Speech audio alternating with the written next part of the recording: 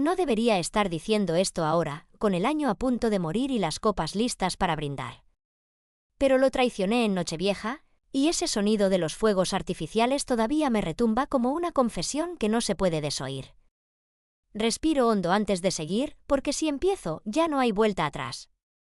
Me llamo Laura, estoy casada hace 12 años, y hasta hace muy poco creía que mi vida era predecible, incluso segura.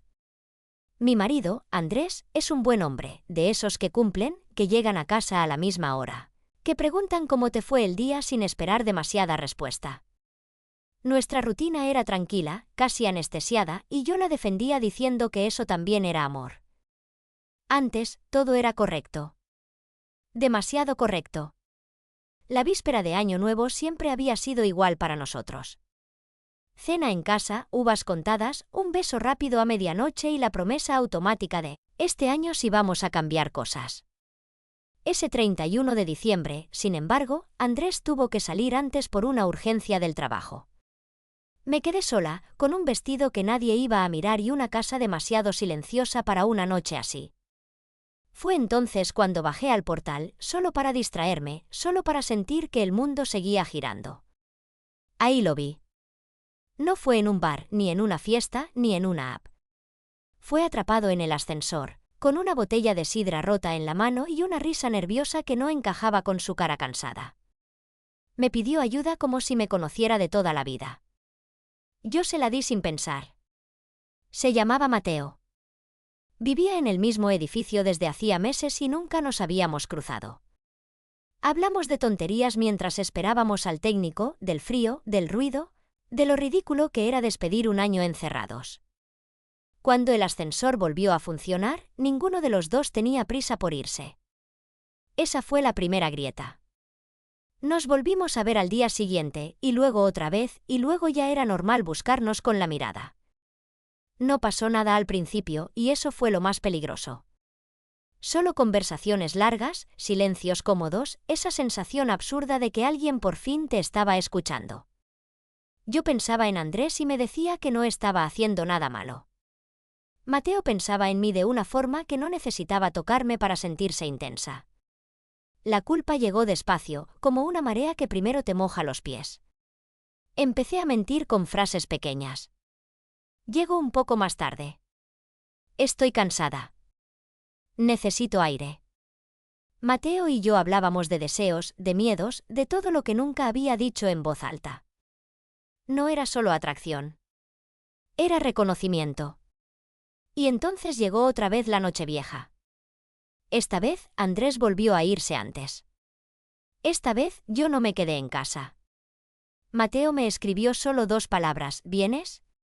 Sentí el vértigo en el estómago mientras me maquillaba, mientras cerraba la puerta, mientras el reloj avanzaba sin piedad hacia medianoche. No voy a describirlo todo. Solo diré que cuando el año cambió, yo no estaba con mi marido. Y que el sonido de los brindis ajenos marcó el momento exacto en que crucé una línea que ya no sé si puedo desdibujar. Porque justo cuando pensé que aquello era real, que quizá no era solo una traición sino una verdad tardía, algo ocurrió. Algo que hizo que el aire se volviera pesado y que me diera cuenta de que nada, absolutamente nada, iba a salir como yo había imaginado. Algo ocurrió en el segundo exacto después de las 12.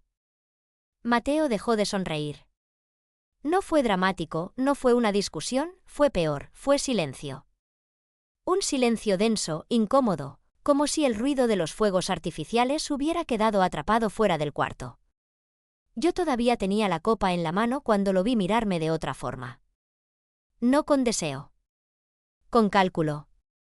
Me dijo mi nombre despacio, como si lo estuviera probando por primera vez. Y después dijo algo que me heló la piel. Antes de que sigamos, hay algo que tienes que saber. Recuerdo que pensé en Andrés. Pensé en su mensaje sin leer, en su feliz año, amor enviado a las 12:01. Pensé que nada podía ser peor que eso. Me equivoqué. Mateo me confesó que no estaba solo esa noche por casualidad. Que sabía quién era yo antes de que el ascensor se detuviera aquella primera vez. Que me había reconocido desde el primer día. Resulta que él no había llegado al edificio por azar. Trabajaba con Andrés. No directamente, no en la misma oficina, pero lo suficiente cerca como para saber de mí por comentarios sueltos, por fotos en un escritorio, por una frase dicha al pasar: mi mujer vive cerca de aquí. Sentí que el estómago se me doblaba.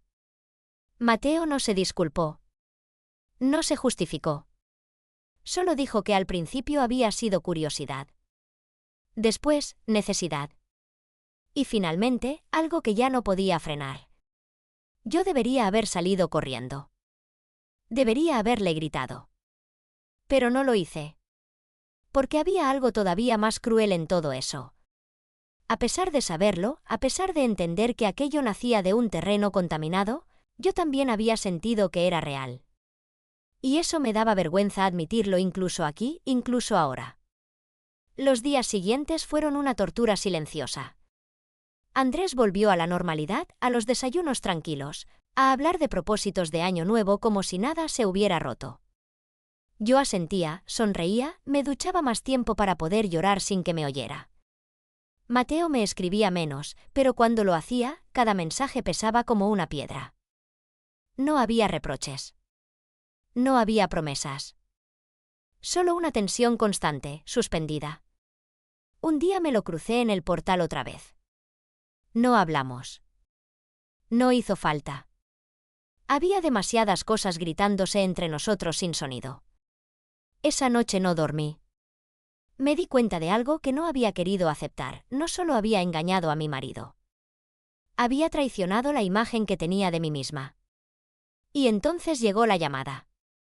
Era Andrés. Su voz no sonaba enfadada. Sonaba cansada. Me pidió que nos sentáramos a hablar cuando llegara a casa. Dijo que el año nuevo había empezado raro. Que sentía que yo estaba lejos. Colgué y me quedé mirando la pared durante mucho tiempo. Porque había una verdad que todavía no había dicho. Una pieza más que no encajaba. Algo que Mateo había dejado caer casi sin querer en aquella habitación, justo antes de medianoche, y que desde entonces me perseguía como un eco. ¿Y si la digo?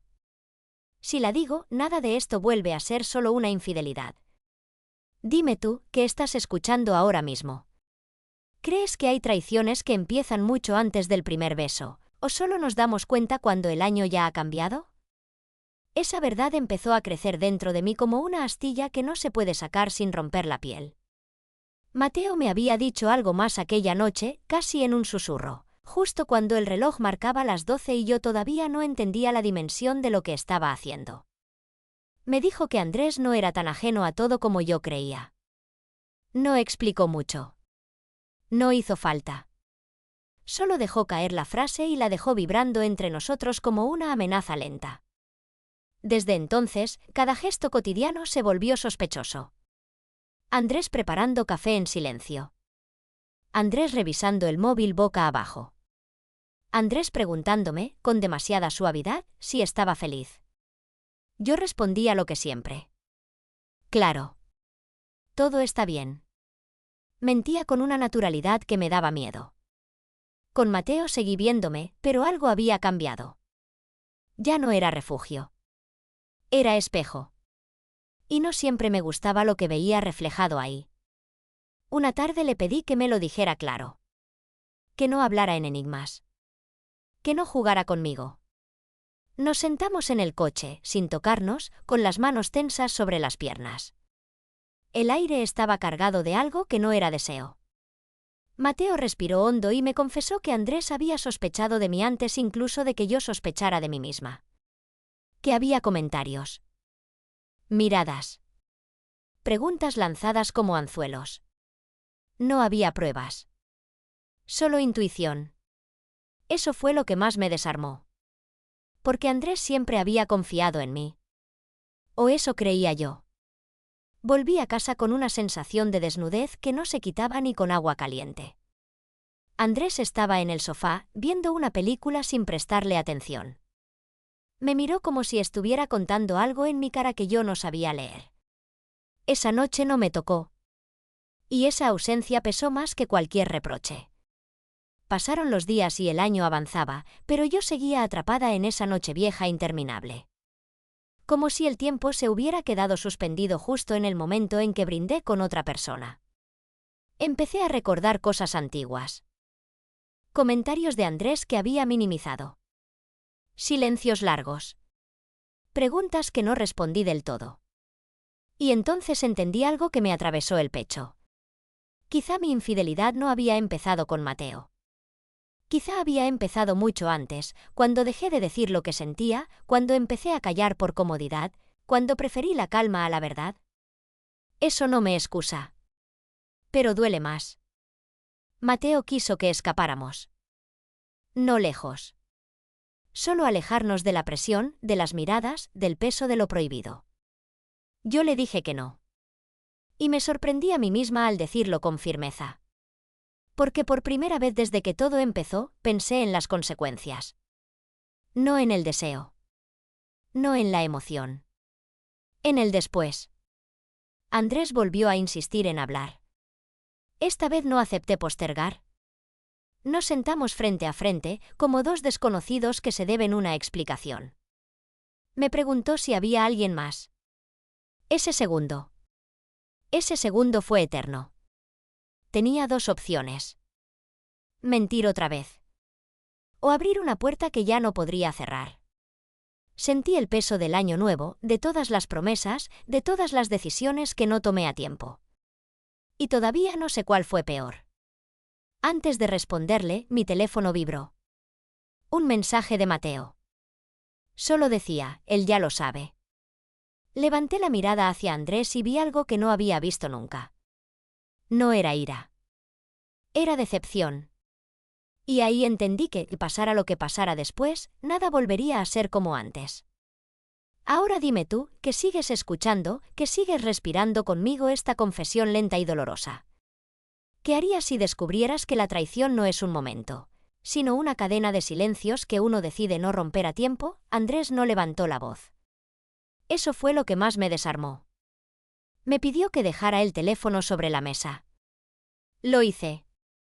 Sentí que al soltarlo también soltaba la última cuerda a la que me estaba agarrando. Me preguntó desde cuándo. No cómo. No con quién. ¿Desde cuándo? Tardé en responder porque, por primera vez, no sabía señalar un inicio claro. ¿Desde el ascensor? ¿Desde la primera conversación? ¿Desde el día en que empecé a sentirme sola estando acompañada? Le dije una fecha aproximada. Una mentira suave. Una de esas que uno se dice para poder seguir respirando. Andrés asintió despacio. Como si ya la hubiera escuchado antes, en su cabeza. Me confesó que llevaba meses sintiéndome lejos. Que no sabía si era otro hombre o simplemente que yo ya no estaba ahí. Que había pensado incluso en irse, pero no se atrevió a romper algo sin pruebas. Eso me dolió más que cualquier reproche. Porque mientras yo me permitía sentirme víctima de la rutina, él también estaba viviendo su propio abandono, en silencio. No lloré. No todavía. Le dije que no sabía qué quería. Que todo se había mezclado. Que me sentía confundida. Mateo apareció en la conversación como una sombra inevitable. Andrés no preguntó detalles. Solo dijo su nombre. Escucharlo en su boca fue como oír una versión distorsionada de algo que había sido íntimo. Esa noche dormimos en la misma cama, pero no juntos. Había un espacio invisible entre los dos, más grande que el colchón. Yo miraba el techo y pensaba en cómo algo tan breve podía ocupar tanto lugar. Mateo volvió a escribir. No para reclamar. No para prometer. Solo para decir que sentía haberme puesto en medio de algo que ya estaba roto. Eso me enfureció. Porque no estaba roto. Estaba descuidado. Que no es lo mismo. Los días siguientes se volvieron extraños. Demasiado tranquilos. Como si estuviéramos caminando sobre hielo fino, midiendo cada palabra, cada gesto. Andrés era amable. Yo era correcta. Y en esa corrección había algo profundamente triste. Empecé a preguntarme si el amor puede sobrevivir a la verdad completa. No a la versión edulcorada que uno confiesa para aliviar la culpa. A la verdad entera, con todos sus bordes afilados. Mateo y yo dejamos de vernos. al menos físicamente. Pero no desapareció. Se quedó en los recuerdos, en los y sí, en esa sensación incómoda de haber visto una versión de mí que no sabía que existía. El año avanzaba. La gente hablaba de nuevos comienzos. Yo sentía que estaba atrapada en una cuenta regresiva que nadie más escuchaba. Andrés me propuso ir a terapia. No como ultimátum. Como intento. Acepté. No por convicción. Por miedo. Miedo a perderlo. Miedo a quedarme. Miedo a descubrir que, incluso arreglando todo, ya no era suficiente. Hay noches en las que me despierto justo antes de medianoche. Con el corazón acelerado. Como si el año estuviera a punto de cambiar otra vez y yo aún no hubiera elegido de qué lado quedarme. Y ahora te pregunto a ti, y que sigues escuchando esta confesión incompleta, esta herida abierta que todavía no cicatriza. ¿Crees que después de una traición se puede volver a empezar, o solo aprendemos a vivir con lo que ya no se puede deshacer? La terapia empezó un martes gris, sin épica, sin promesas. Una sala blanca, 2 sillas enfrentadas y un reloj que parecía marcar más fuerte cada segundo. Andrés habló primero. Siempre había sido así. El que ordena, el que explica, el que intenta entender antes de sentir. Yo escuchaba y asentía, pero por dentro estaba lejos. En esa noche. En ese brindis que no fue con él. Cuando me tocó hablar, la voz me salió distinta. Más baja. Más lenta. Como si cada palabra tuviera que atravesar una capa de culpa antes de salir. No conté todo. No todavía. Dije que me había sentido sola. Que me había sentido invisible. Que había cometido un error. Error. Qué palabra tan pequeña para algo que todavía me aprieta el pecho cuando respiro hondo. La terapeuta me miró como si supiera que yo estaba dejando cosas fuera. No me presionó. Eso fue peor. Las semanas siguientes fueron una coreografía extraña. Desayunos tranquilos. Mensajes cordiales. Besos en la mejilla que no sabían a nada.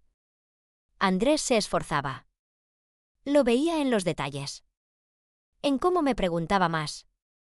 En cómo me tocaba el brazo al pasar, como comprobando que yo seguía ahí. Y yo.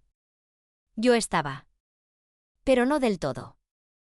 Mateo no volvió a escribirme.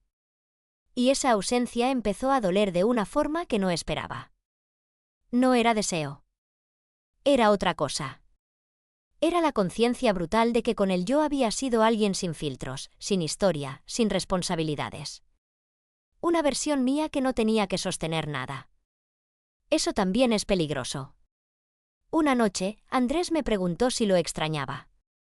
Así, sin rodeos. Negué. Demasiado rápido. Él no dijo nada. Pero entendí que no me había creído. La víspera de Año Nuevo volvió a acercarse como una amenaza silenciosa. Las luces en la calle.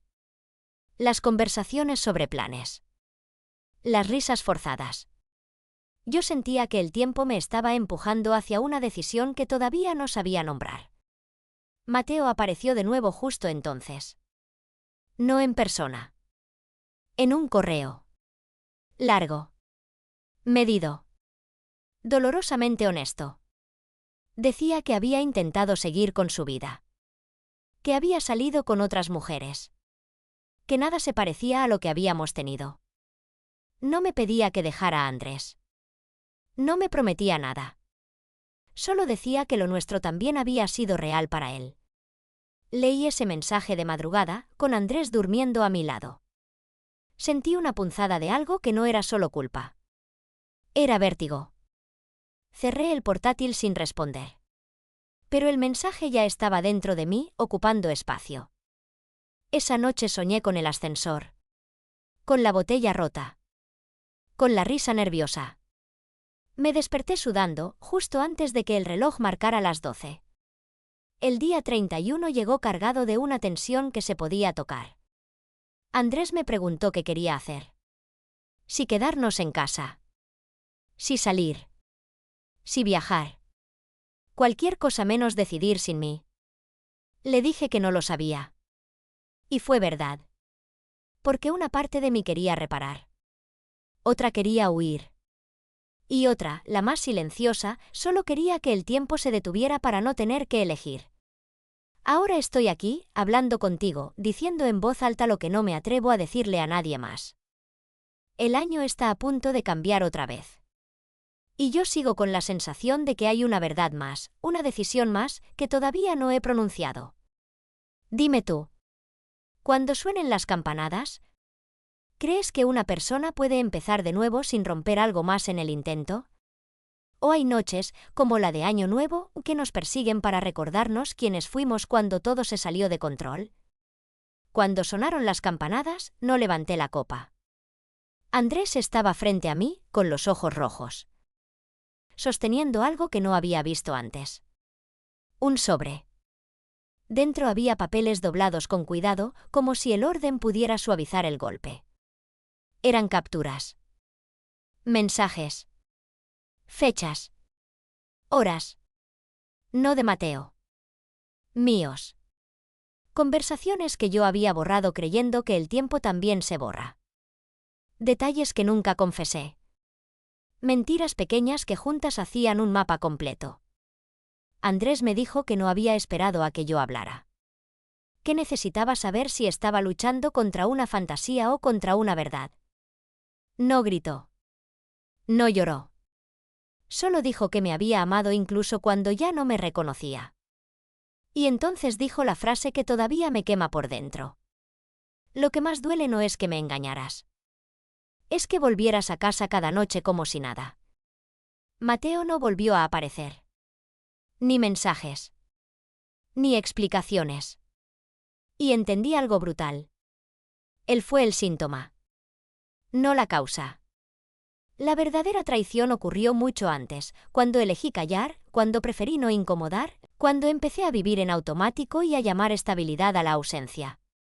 Andrés se fue esa misma madrugada. No con maletas. Con dignidad.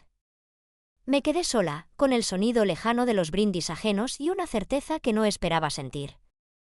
No alivio. Responsabilidad. Hoy hablo aquí porque necesitaba decirlo sin interrupciones, sin defensas, sin maquillaje emocional. Porque esta historia no termina con un portazo ni con un perdón milagroso. Termina con una mujer mirándose al espejo por primera vez sin excusas. Y ahora te dejo con esta pregunta, porque tal vez no sea solo mía. ¿Cuántas verdades dejamos para después? ¿Hasta que el después ya no incluye a la persona que más importaba?